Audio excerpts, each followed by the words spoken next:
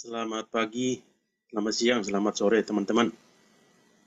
Seperti WA saya untuk mata kuliah ini, manajemen persediaan.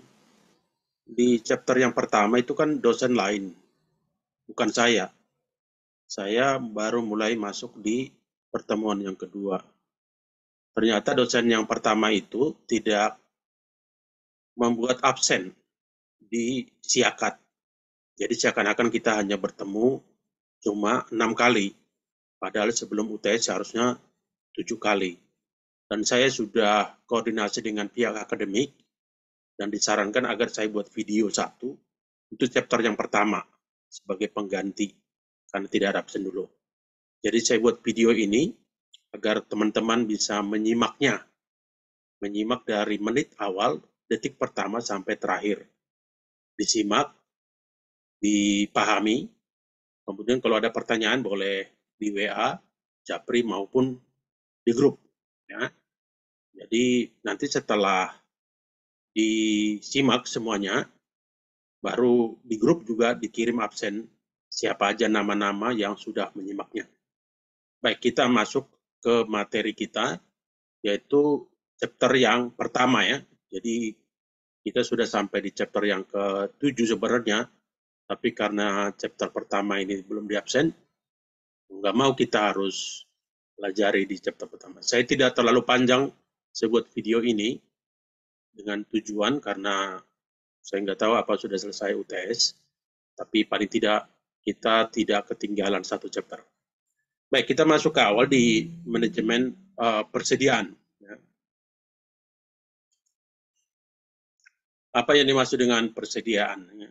Tentu setiap rumah tangga juga mempunyai persediaan stok, ada logistik di rumah. Demikian juga di gudang, ya, baik di pabrik, di factory, baik di perusahaan freight forwarder juga itu ada persediaan juga. Ya. Di sini kalau kita bisa lihat di sini gambar-gambar barang menggunakan rak ya 1, 2, 3, 4, 1, 2, 3 tir ya, 3 tingkat dia. Raknya itu untuk efisiensi di gudang ya. Kalau dia tidak pakai rak, dia diampar semua di lantai, walaupun luas tapi nanti tidak optimum dalam istilahnya kalau di kontainer itu load factor. Load factor itu berapa sih muatnya di dalam satu area, satu lokasi. Nah, di sini juga kalau ada 3 tir seperti ini, 3 tingkat ya, 3 tingkat seperti ini, itu membuat nanti lebih mudah untuk untuk lebih banyak barang yang dimuat. Tentu di atas ini ya dari pengalaman-pengalaman hati-hati jangan sampai bocor ya. Makanya kadang-kadang kalau kami dulu waktu di perusahaan Jepang itu kadang-kadang ada musim panas. Musim panas kan nggak berarti hujan nggak turun. Tapi tiba-tiba hujan, nah ini harus dicek ini. Di musim panas juga kadang-kadang disemprot di atas, ada nggak menetes air gitu ya. Menetes air hujan atau ada yang bocor nggak.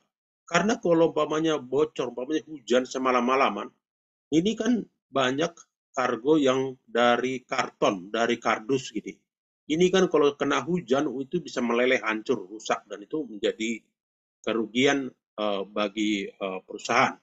Tentu akan ada komplain ya dari pabrik atau dari importir. Ya.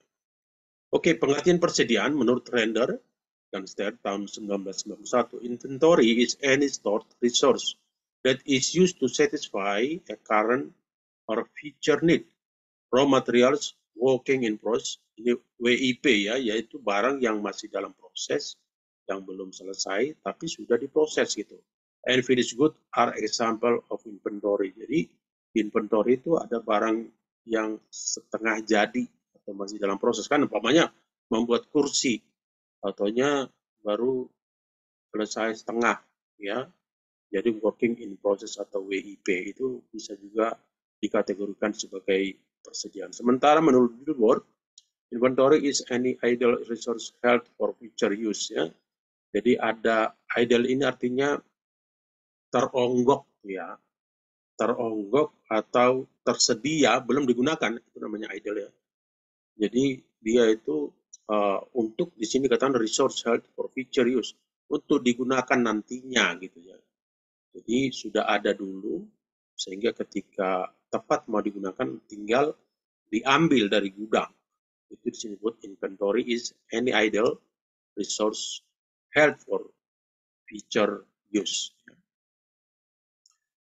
Ada yang menyatakan suatu sumber daya menganggur, sumber daya menganggur tadi tergeletak yang keberadaannya menunggu proses lebih lanjut ya. Jumlah aset yang tersedia pada waktu tertentu atau aset tangible berwujud, tangible kan berwujud, intangible berarti tidak berwujud. Apa itu intangible contohnya? Yang tidak berwujud itu, ya nama baik kan nggak berwujud ya, nama baik ya. Brand itu nggak begitu berwujud, tapi ada value-nya, ada nilainya ya. Ketika kita melihat ayam KFC, Kentucky Fried Chicken, yang di mall, terus bandingkan dengan Kentucky yang di tepi jalanan, kira-kira kan kita tahu value-nya, nilainya mana lebih tinggi menurut kita lah ini. KFC yang di mall dengan KFC yang di tepi jalan.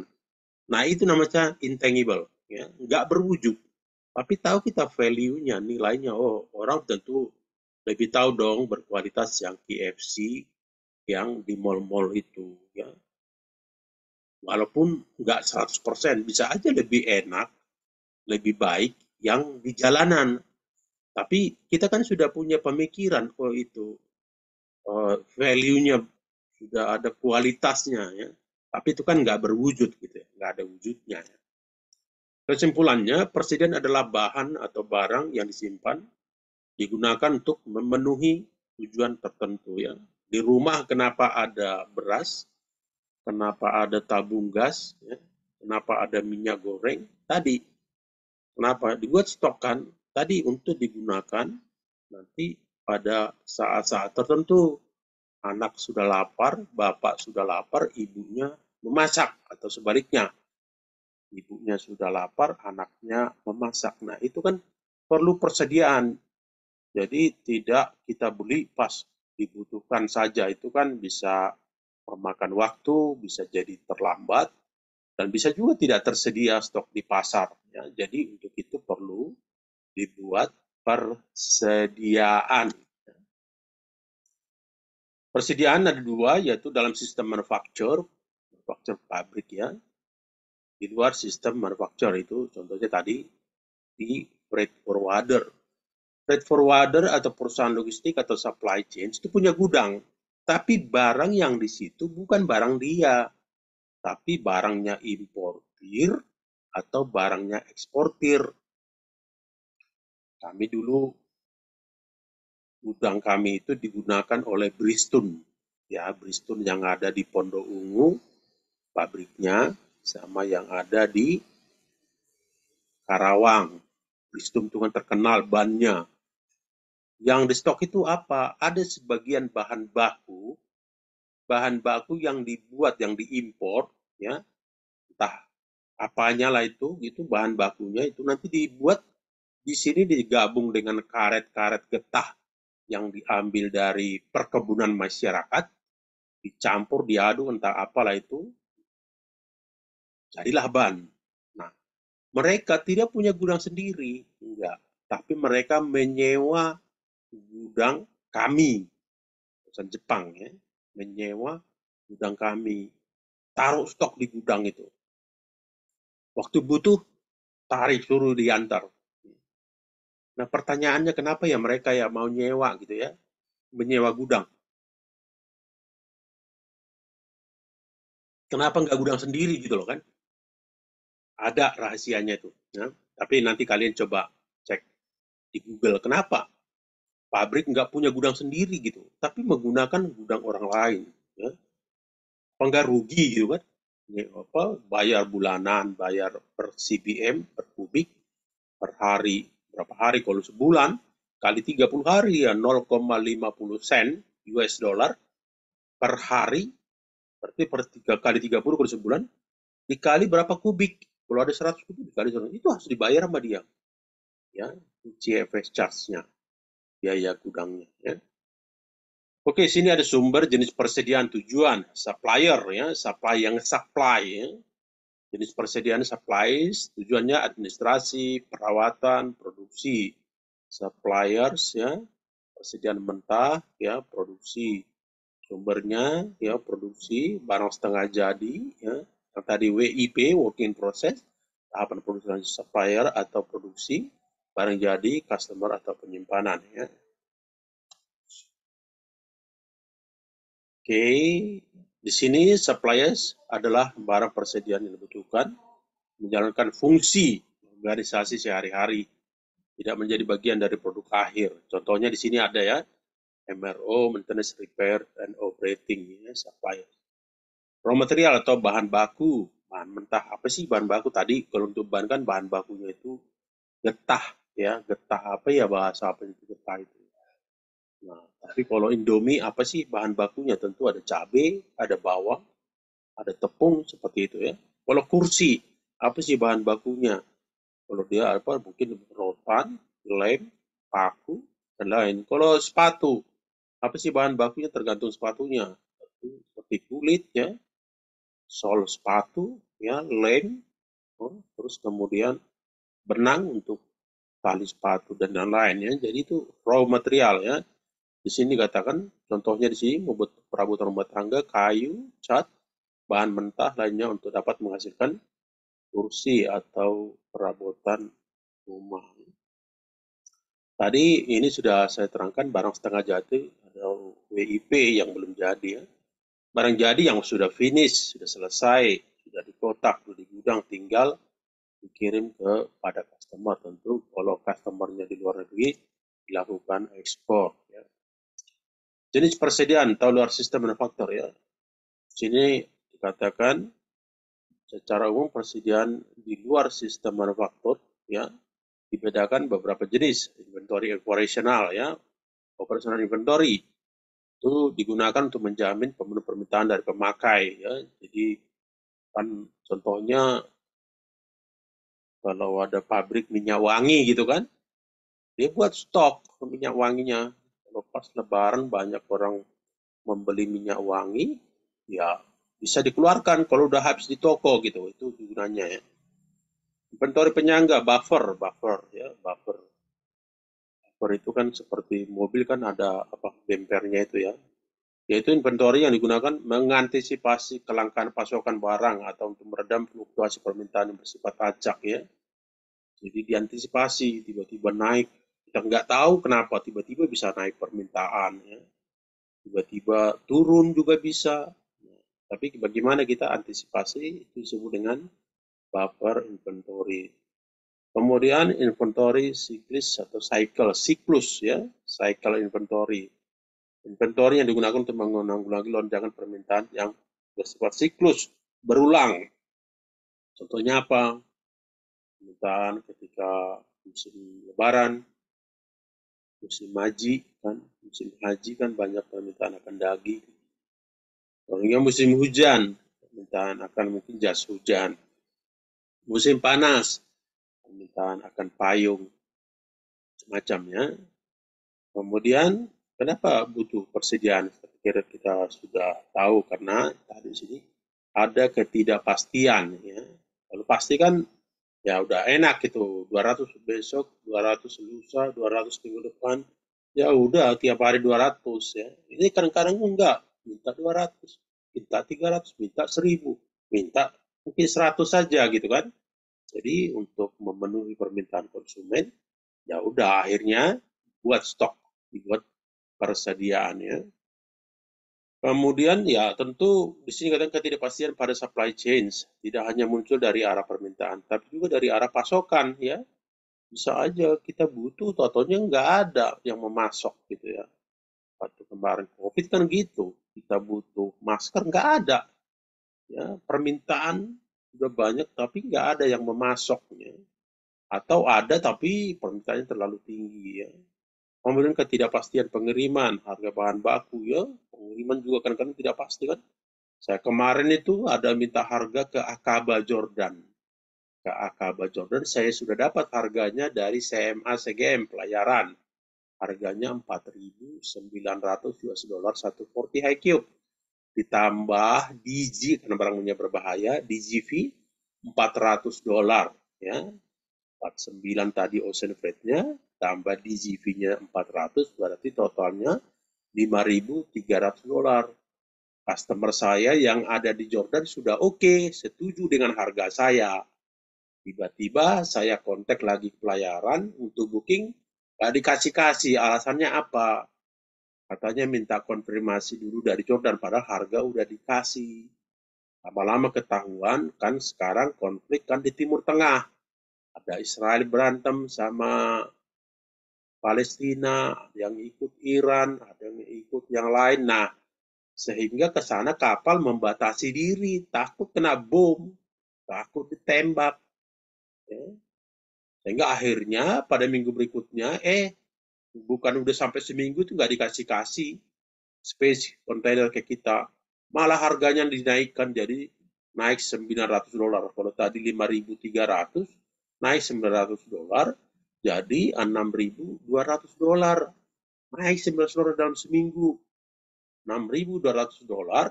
Saya tanya dong, ini harga naik. Saya bilang ke Jordan, ke customer kita. Dan bilang tunggu dulu, iyalah tiba-tiba naik. Saya cari-cari harga susah. Mereka bilang kami tidak ada yang berani lewat di sana karena tadi lagi konflik perang ya.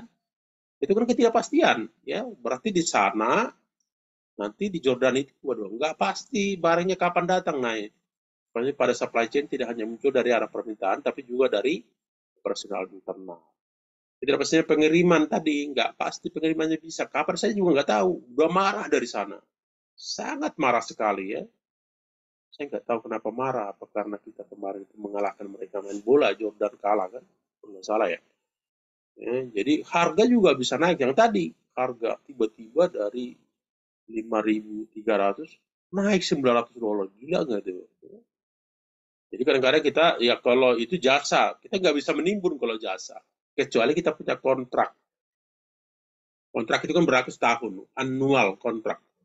Kalau kontrak itu harus setahun, kita bisa push, mana? Tapi tetap juga pelayaran bisa banyak alasan. Dia bilang, kita nggak berani ke sana. Kalau tahu, oke, kami terima barangnya, tapi ada yang disebut dengan war surcharge untuk perang. Ya, jadi mereka mengantisipasi, tentu mungkin mereka akan membayar juga asuransi. Ya, asuransi juga kadang-kadang nggak mau cover kalau dia udah tahu di sana mau ada kerugian, nggak mau dia. Asuransi juga tidak bodoh, nggak mau kalau udah prospek rugi, dia nggak mau dia. Oke, apalagi ya proses internal, ya. Kemudian tadi WIP, working in process ya, barang setengah jadi. Kemudian perbedaan lokasi, munculnya lead time yang pengiriman ya. Berkali-kali saya bilang kalau dari Bandung ke Jakarta enak, cuma berapa jam udah nyampe. Itu dari Bandung. Bagaimana kalau dari China, dari Shanghai? Bisa sampai di Indonesia itu 10 hari. Ya. Tapi bagaimana kalau dari Eropa? Barangnya sampai bisa 25 hari. Bagaimana kalau dari Toronto, Kanada? Bisa 30 hari itu sebulan. Tadi di sini katakan perbedaan lokasi ya. Jadi kita harus bisa memanage semua itu sehingga barang tiba saat dibutuhkan ya. Kemudian semakin lama waktu dibutuhkan untuk pengiriman bahan baku tersebut, semakin banyak persediaan cadangan ya. Kalau dia dari Eropa atau dari Amerika barangnya untuk kita, ya tentu jangan habis dulu barang baru pesan. Kira-kira udah mau habis langsung pesan gitu kan. Tapi kalau dari Bandung kan nggak apa-apa, tinggal dikit lagi bisa pesan orang 3-4 jam udah nyampe. Tapi kalau dari tadi Kanada sana, nyampenya bisa 30 hari sampai 33 hari. Berarti kita harus bikin stok dulu, stoknya jangan sampai habis baru pesan. Kira-kira ini sebulan lagi udah mau habis ya pesan aja. Jadi jauh hari udah pesan. Kemudian motif ekonomi ya ada orang menimbun BBM kan, menimbun BBM nanti naik soalnya BBM gitu ya. Ditimbun barang dulu ada yang timbun apa namanya itu masker karena dia tahu harga akan naik gitu. Ada yang timbun bawang nanti mau lebaran naik, cabai nanti mau lebaran naik seperti itu. Kemudian ada kepentingan skala ekonomi ya, macam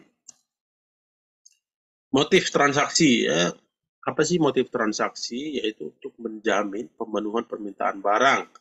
Dengan kata lain, jumlah barang mentah minimum yang diperlukan untuk proses pemenuhan permintaan pemakai. Ya, secara minimum inventory yang diperlukan untuk menjamin kelancaran proses.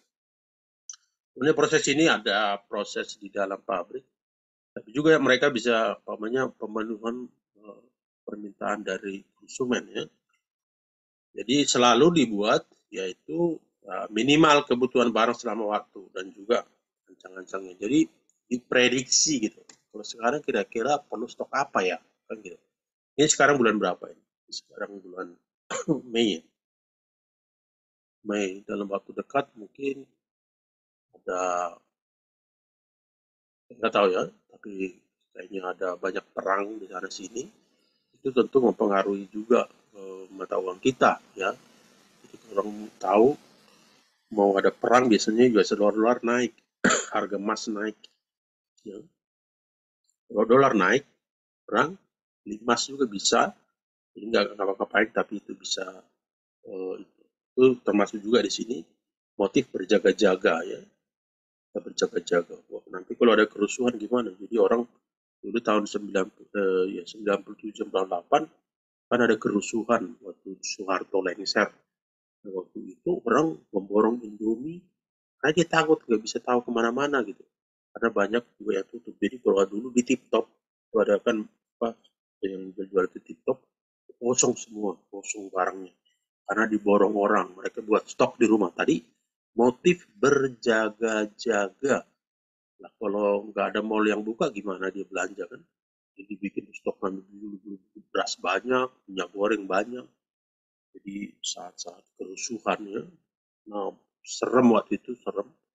Banyak orang terbunuh, banyak juga orang yang dibakar, banyak juga yang diperkosa ya.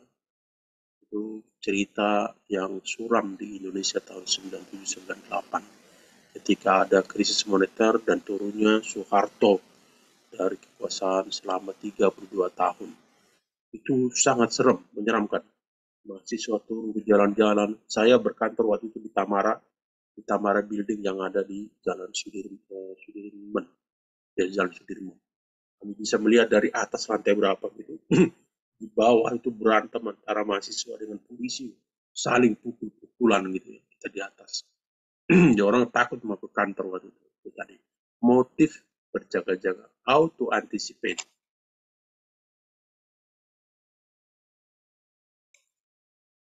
Oke, kita lanjut.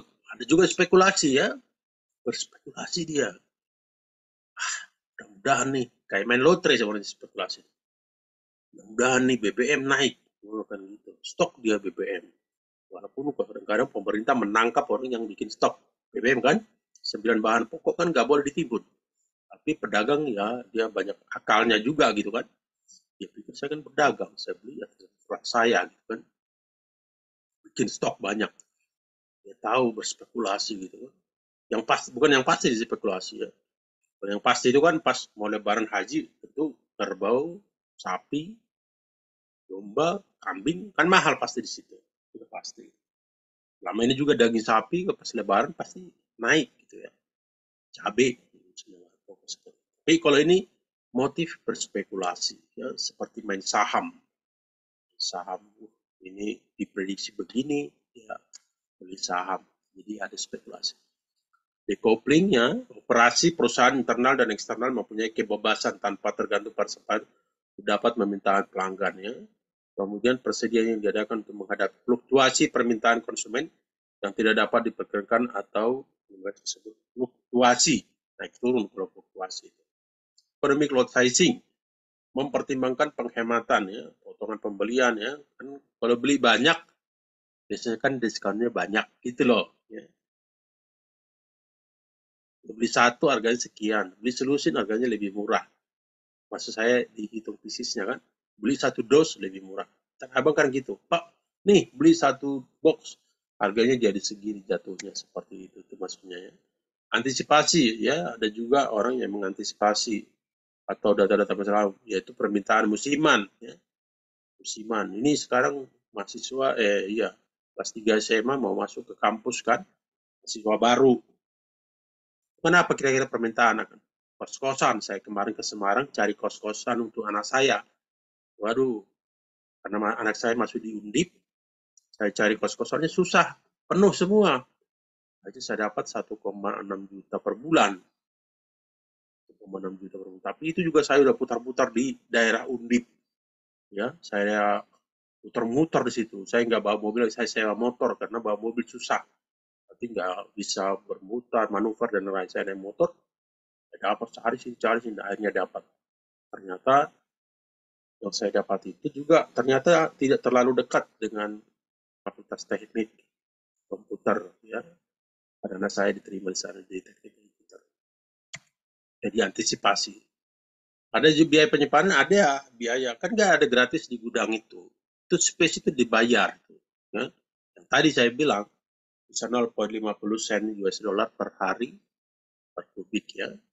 Ada di sini biaya yang berhubungan dengan tempat penyimpanan, ya tentu ada listrik juga kan, ada kebersihan juga kan, apalagi kalau dia gudangnya menggunakan AC pendingin, ya, river gitu ya. Kemudian biaya modalnya, ada biaya modalnya membuat gedungnya, ya dong. Kami pernah bangun satu gudang di antara Karawang Barat dengan Karawang Timur. Tol, tahu kan? Tol Karawang Barat, Karawang Timur. Kami buat di situ perusahaan Jepang buat di situ gudang. Jadi lewat perkampungan gitu. Ya. Ternyata gudang itu harganya memang murah tanahnya, dekat sungai. Jadi kalau banjir dia masuk ke dalam. Ya. Nah diakalin dibuatlah tembok, kemudian dibuatlah diesel itu. Jadi kalau air masuk bisa ditempatkan lagi. Kedua, akses ke situ, wah ternyata karena lewat kampung, orang kampung marah. Ya, orang kampung marah itu demo, ditutup jalan. Ya. Padahal kami sengaja buat gudang di sana, kalau nggak salah 15.000 meter luasnya, agar dia dekat ke Bristol. Karena selama ini Bristol pakai gudang kami yang ada di Marunda, Tanjung Priok Marunda. Kan jauh. Hanya kita buat di sana gudangnya, biar dekat. Tapi demo dari masyarakat. Ya. Padahal kita udah bikin selamatan, undang masyarakat, tokoh agama, undang ini. Tapi tahu sendiri orang Jepang kan pintar. Keamanannya dari mana? Dari tentara. Siapa yang berani ngelawan tentara? Polisi mah mau digebukin tentara, mana berani. Ya, selalu pakai tentara. Tentara bisa dipakai jadi security. Daripada mereka mungkin nganggur di sana, saya pakai security. Jadi dapat gaji dari pemerintah, dapat gaji dari perusahaan. Dan itu resmi. Ya. Bisa pakai tentara. Tentara ini paling enak kan? Kalau ada tentara, kalau ada ormas gitu, FPI, FPR datang, atau pemuda Pancasila datang, wah, mereka berhadapan dengan tentara. Gak ada yang berani, benar. Gak ada yang berani. Berapa kali. Ada juga kadang-kadang pas mau lebaran, ada yang minta uang, uang THR, preman, tentara dia dapin, gak ada yang berani. Tentara itu juga jaga gengsi juga dia kan. Jangan sampai dia, perusahaan yang dia lindungi, yang dia berikan keamanan, gak taunya bisa ditembus sama maling-maling seperti itu ya. Oke. Kemudian ya, biaya kerusakan persediaan bisa juga kan rusak. Ya. Bisa rusak.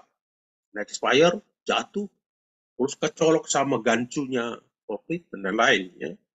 Biaya asuransi, biaya perhitungan fisik, ya kan ada stok of 6, bisa berapa barangnya, ya. Pajak, ya. Kehilangan, bisa juga kan ada maling. Beberapa kali tuh pada maling, bukan hanya maling barang, bahkan kantor juga dimaling sama dia malam-malam. Nah itu kejadian, kami datang hari Senin dari rumah, wah semua kantor udah berantakan, file-file berantakan. Terus ada dua lemari besi yang dari caplip, yang dari baja itu, juga kecopot, bolong, dibuka. Bos saya dulu buat di situ emasnya, buat di situ jam tangannya yang Rolex, ada juga uang cash sebesar 250 jutaan, diambil maling. Ya. Padahal itu di besi yang safety box itu, yang dari baja itu, tapi dibongkar juga ya. Saya herannya security memang kami itu ada kantor 3 lantai. di atas. Ada pagarnya semua kan sekalian gudang di Marunda. Ada security di depan itu. Tapi memang agak jauh kan di depan security. Gedungnya kan di belakang sedikit gitu. Kira-kira mungkin 400-300 meter. Itu ada 4 lantai. Nah, yang dibongkar itu di lantai 2. Karena kami dulu di lantai 2, kemudian bos saya orang Jepang di lantai 2. Di situ ada safety box. Cuma nggak didengar sama security. Nggak tahu dia kapan. Security ada di depan jaga. Tapi bisa gitu. Dalam hati saya gini, kan lampu mati kan, gelap dong. Orang itu mungkin malam-malam, entah malam minggunya atau malam Seninnya, mungkin hujan deras jam 2 malam pamannya kan. Bisa juga kan, tengah malam hujan deras. Kalau hujan deras, ya security juga jaga, paling ketiduran juga kan, nonton TV gitu kan, di apa namanya, di posnya. Di sana udah dikerjain. Karena kan lampu kan mati, berarti mereka pakai senter gitu, masih nggak lihat gitu. Karena mereka pagi Senin waktu udah kita lihat itu ada linggis-linggis di situ, linggis yang dari besi baja itu yang membukanya. Tahu nggak? Itu security-nya itu orang-orang tentara juga, 7 orang itu dikasih, semua dipecat, semua dipecat. Jadi di sini, jadi ada biaya-biaya ya, ada biaya pemesanan, proses pesanan, sarana komunikasi. Sekarang kan komunikasi enak banget ya, WA bisa, pengiriman barang, ya ada juga nih pemeriksaan barang. Oke, biaya dalam persediaan ada di sini, ada kehilangan, hilangnya pelanggan ya, ekspedisi khusus, ada juga ekspedisi khusus ya. Ada ekspedisi khusus. Kadang-kadang kita Eropa itu kalau kita barangnya urgent banget, kalau lewat udara terlalu mahal, lewat laut terlalu lama, hanya kita combine. Ada dari sini ke Dubai itu menggunakan satu kontainer 20 gitu. Nanti dari Dubai ya, Abu Dhabi atau Dubai itu menggunakan udara sampai ke Amsterdam. Jadi kalau lewat laut biasanya 25 hari, itu bisa menjadi 12 hari udah nyampe ya. Ini biaya mesinnya menganggur ya, namanya idle juga nih kalau menganggur, letak itu. Biaya tenaga kerja ya, ada gaji, operasional dan lain-lain ya. Kemudian habis ya, man is genius when he dreams. Dream what you are capable of. The harder you dream it, the sooner. Ya, bermimpilah. Karena bermimpi itu juga gratis, nggak bayar juga. Jadi masa yang gratis aja nggak berani. Baik, sampai di sini pertemuan kita. Ini pertemuan yang ke-7. Ya, tapi materinya yang pertama. Karena dosen pertama tidak absen. Jadi nanti tolong disimak. Ya, disimak video ini dengan baik. Sehingga kita mendapatkan basic apa sih itu persediaan. Baik, terima kasih. Semoga teman-teman dapat nilai yang baik ketika UTS. Terima kasih, selamat pagi, selamat siang, selamat sore.